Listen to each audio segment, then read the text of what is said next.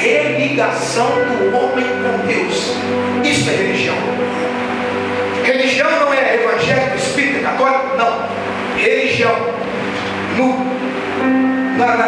na palavra, no significado, no original da palavra é religação do homem com Deus. A Bíblia diz que o que faz separação entre o homem e Deus são os nossos pecados. Isso nos separa de Deus. Isso nos separa de Deus, os nossos pecados. Quando Adão pecou, nós lemos o texto aqui, vocês viram que quando ele peca, ele foge da presença de Deus. Deus continua no mesmo lugar, como o nosso irmão Elis falou aqui no louvor.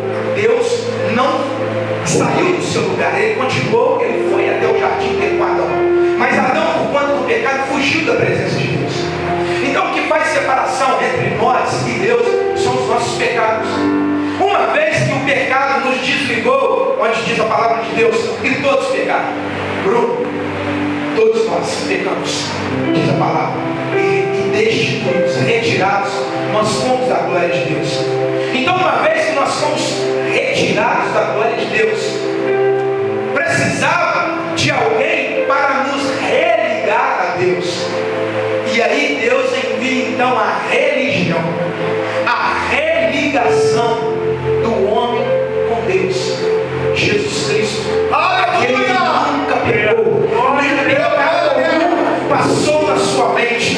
Aquele que era perfeito, aquele que era o santo, aquele que veio da parte de Deus para que a cabeça da serpente fosse esmagada. Ele é o único meio da humanidade fugir da condenação eterna do inferno. Somente no nome de Jesus Cristo, o Filho de Deus. É Ele, irmãos.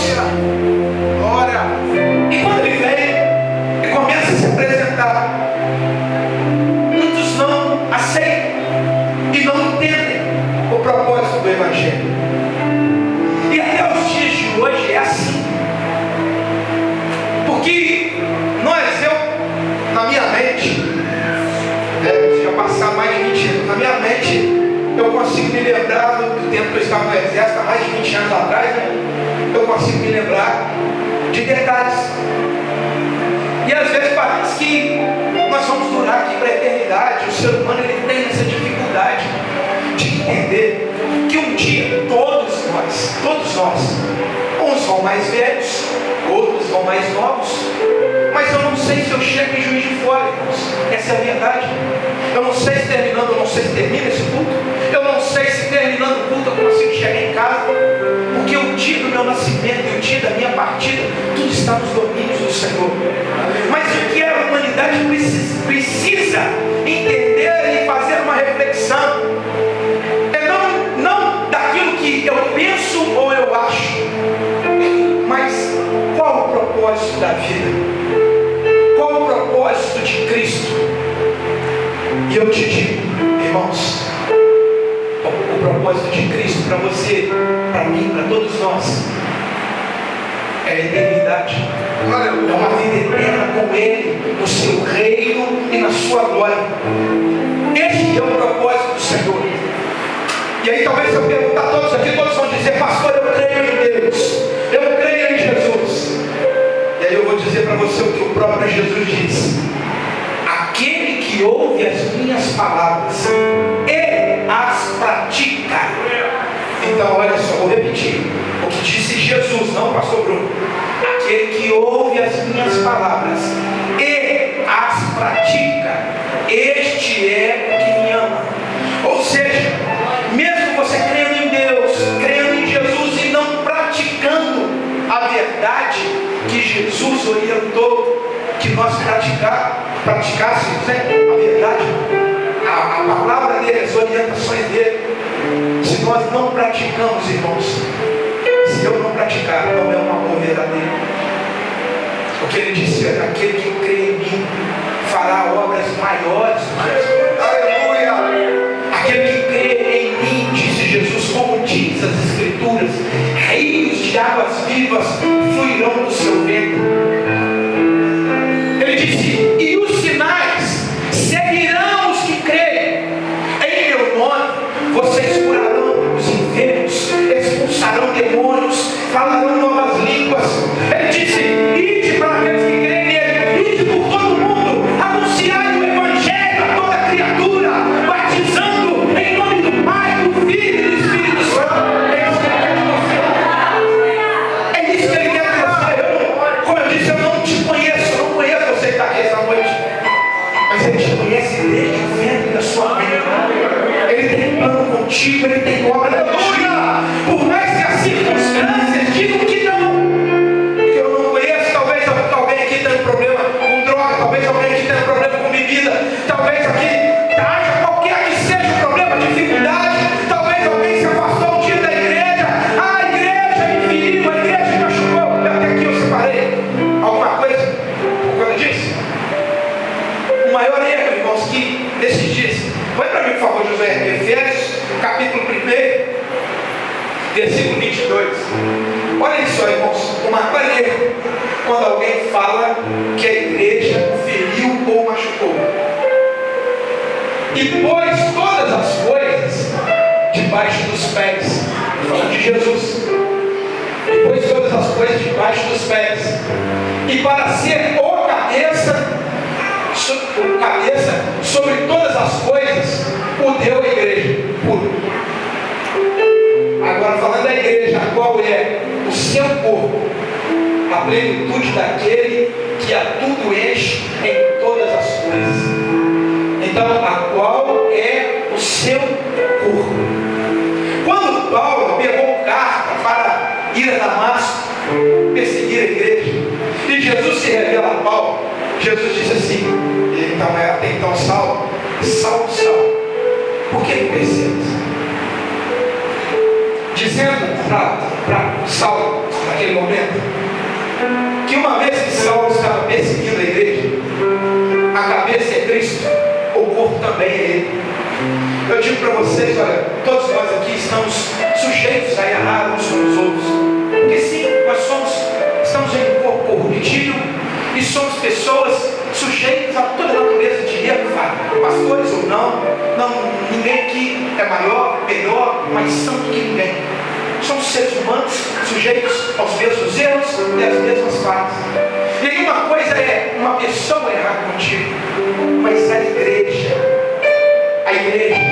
o corpo, a união dos membros, é o corpo de Cristo, irmãos. A igreja não foi levantada para ferir ninguém, pessoas ferem uns aos outros, mas a igreja, ela é o corpo, cuja cabeça é o próprio Cristo. Aleluia! Então que nós precisamos olhar para Cristo, entender o propósito do Evangelho, a salvação pelo sacrifício de Jesus Cristo na cruz do Calvário.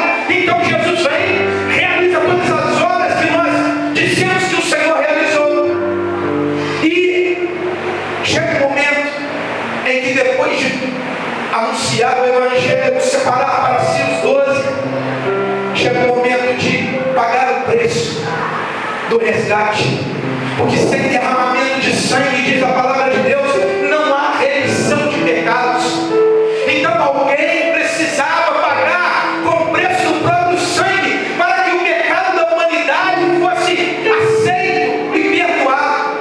No Antigo Testamento eram mortos ali, as ovelhas, oferecidos ali o sangue sobre o altar, mas era pecado tomando pecado, e o homem continuava pecando e nada mudava.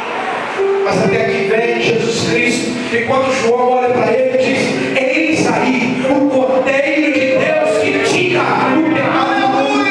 E quando o Senhor Jesus Cristo, ele então é preso, a mulher de Pilatos, de Pôncio Pilatos, ela é atormentada de noite e chega diante dele e fala: olha, eu muito sofri esta noite por causa deste justo.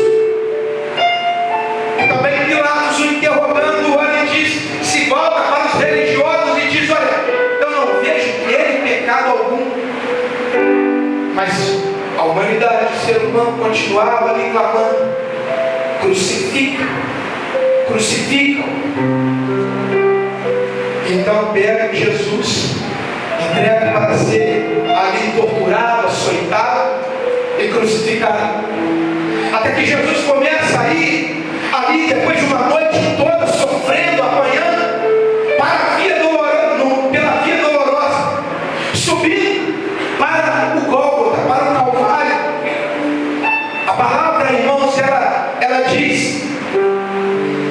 que esse primeiro céu, ele está infestado de demônios. Paulo vai dizer que a nossa luta não é contra a carne e o sangue, mas contra as hostes infernais da maldade que infestam as regiões celestes. Esse primeiro plano celeste, esse primeiro céu, diz a palavra de Deus que está infestado de demônios. Enquanto alguns pensam ser espíritos, né? Porque o espírito do fulano veio, porque o espírito do Bertano veio. Não veio espírito de ninguém. Na verdade, são anjos decaídos. Estes espíritos, sim, existem. Eles são espíritos que foram lançados do céu para baixo, expulsos porque se rebelaram contra o seu Criador, e foram expulsos do céu e vieram para a terra. Então estes espíritos, diz a palavra de Deus, que infestam esta região celeste. E quando Jesus está indo ali para o Calvário, irmãos, ele estava em monte alto, a sociedade estava embaixo. Ali havia uma representatividade, não era ali de qualquer maneira, não foi escolhido aquele lugar, né, esporadicamente, não foi a própria sorte, não, era estratégia, para que aqueles que estavam debaixo da lei, quem está debaixo da lei está o que, gente? Está salvo ou está condenado? Condenado, né? Quem está debaixo da lei, diz a palavra de Deus, está condenado. E quando Jesus veio, era a transição da lei para a graça. E quando, então, o Calvário, ali o Gólgota, estava naquele alto monte, automaticamente, toda a sociedade que vivia embaixo, estava debaixo do jugo da morte. Quem governava, quem imperava ali naquele lugar, era a própria morte. Porque quem subia não descia mais com vida. Quem subia, descia daquele lugar morto. Então vem Jesus subindo para aquele lugar. E quando ele vem andando, eu começo a imaginar, irmãos, Jesus ali crucificado. Depois de todo esse escárnio que nós vimos aqui, os soldados sendo eles induzidos pelos próprios demônios, por estes espíritos expulsos do céu. Eu creio que no mundo invisível ali, todos eles acusando, porque essa é a função do diabo, nos acusar, me acusar cada um de vocês diante de Deus. Não se engane, todos nós somos acusados pelo inimigo, e essa é a função dele, nos acusar. E aí eu creio que talvez Jesus ali, sendo ele o Criador, Satanás, obviamente, sabendo quem é Jesus, talvez pensando, é por eles, é por aqueles irmãos ali em Marcos Pai, é por eles que você está passando isso tudo. Será que eles merecem todo esse sofrimento? Aleluia! Será que eles merecem tudo isso? Você tinha um trono de glória, porque você saiu de lá, no lugar onde você era adorado, para ser aqui debochado, para ser torturado por eles que são pó e cinza, sofrendo, sentindo toda essa dor. Alguém que nunca sentiu dor durante toda a eternidade, vindo sentir dor e sofrer por um ser tão miserável como esse Bruno. Será que ele é merecedor disso tudo? Jesus ali crucificado, desde a hora sexta até a hora nona, do meio-dia às 3 da tarde, a Bíblia diz que houve trevas em toda a terra. Nós precisamos entender, eu já falei isso outras vezes, nós precisamos entender que aquele acontecimento ele não se deu só em Jerusalém. Porque, como eu disse, expliquei para os irmãos, quem estava ali sendo crucificado e sofrendo, e seria morto naquele lugar, era o próprio Criador, aquele que os anjos o adoravam. Então, naquele momento, o céu parou para ver o que estava acontecendo em Jerusalém. O inferno, os anjos que foram expulsos de lá, também se voltaram para o Calvário. Todos os continentes no mundo, todos eles foram tomados de uma grande escuridão, de trevas, densas trevas. Tudo escureceu. Os demônios, como eu disse, creio, acusando a humanidade. Os anjos do céu, eu imagino todos os exércitos dos anjos prontos para atender a um comando do seu Criador, do seu Senhor e Mestre. Todos ali atentos para verem qual seria a reação de Jesus Cristo. Os demônios talvez pensando, agora toda a humanidade vai ser condenada juntamente conosco. E de repente, no meio do silêncio, eu creio que o silêncio, em meio à escuridão, Jesus clama: Pai, Pai, perdoa-lhes, Pai, perdoa-lhes porque eles não sabem o que fazem, perdoa-lhes porque eles não sabem o que fazem.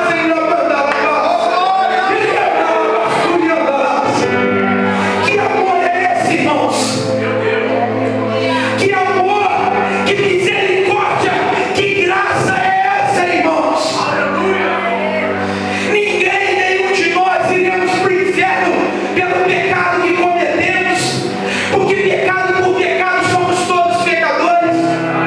Mas tem muitos hoje que desceram ao inferno pela graça que rejeitaram, porque rejeitaram o favor imerecido do Senhor. A graça é o favor imerecido, é o favor que eu não mereço, é o favor que você não merece, mas aprove a Ele pelas suas infinitas misericórdias e pelo seu imensurável amor. Derramou o seu sangue por amor da sua vida, por amor das nossas vidas. É por isso que Ele morreu na cruz do Calvário. É por isso que Ele foi desamparado, como no texto nós lemos. Eli, no meio da escuridão não se ouvia mais nada, somente o Senhor Jesus. Eli, Eli, lama sabachthani. Deus meu, por que me desamparaste?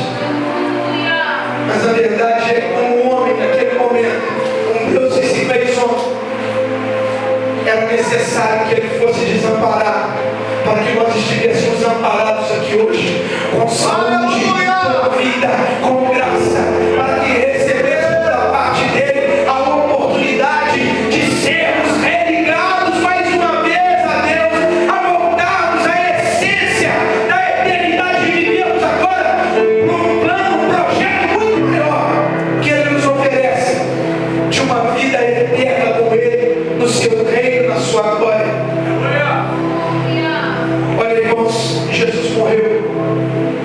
Ao terceiro dia Ele ressuscitou, deu brado de vitória sobre a morte e o inferno e disse: eis que agora todo o poder é me dado no céu e na terra. Tudo foi entregue a Ele, e Ele te chamou aqui esta noite para mostrar para você tudo o que Ele passou, e tudo isso foi por amor da sua vida. Meu Deus, aleluia! Porque Ele tem um projeto, um propósito muito maior que você. Crê no Senhor Jesus Cristo e será salvo tu e a tua casa. Entregue os teus caminhos ao Senhor, confia nele e todo mais Ele fará. Em nome de Jesus Cristo, eu digo a vocês: a maior e melhor escolha que eu fiz na minha vida foi entregar a minha vida a Jesus. E esse Jesus que realizava obras lá atrás no passado.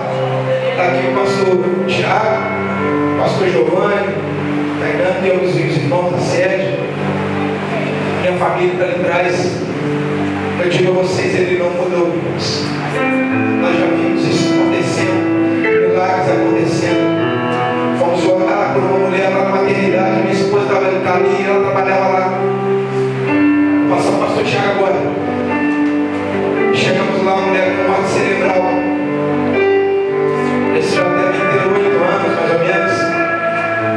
E eu, novo convertido, cheguei e coloquei a mão na cabeça dela. E acompanhando, chorando, porque os médicos iam desligar os aparelhos dela. E eu disse para ela: gente, nós viemos aqui no nome de Jesus Cristo. Os médicos dizem que você está morta. A palavra de Deus diz que enquanto houver fôlego de vida, há esperança.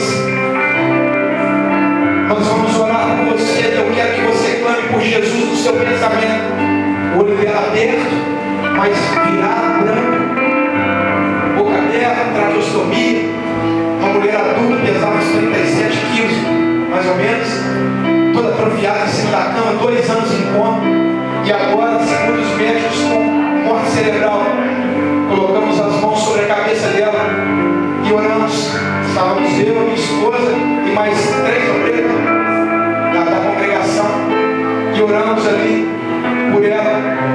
Senhor, em nome de Jesus, restaura a mente, restaura os nervos, restaura a consciência da vida. Em nome de Jesus, traz, Senhor amado, a vida. Não deu um minuto, irmãos. Ela pegou na minha mão, se levantou-lhe da cama, todo assustado dentro do quarto, olhando, acompanhando, chorando, abraçando ela. Mas por quê? Foi o pastor Bruno que ele fez. Não! Não! É Jesus! No nome de Jesus! Há poder no nome de Jesus! Pastor Tiago.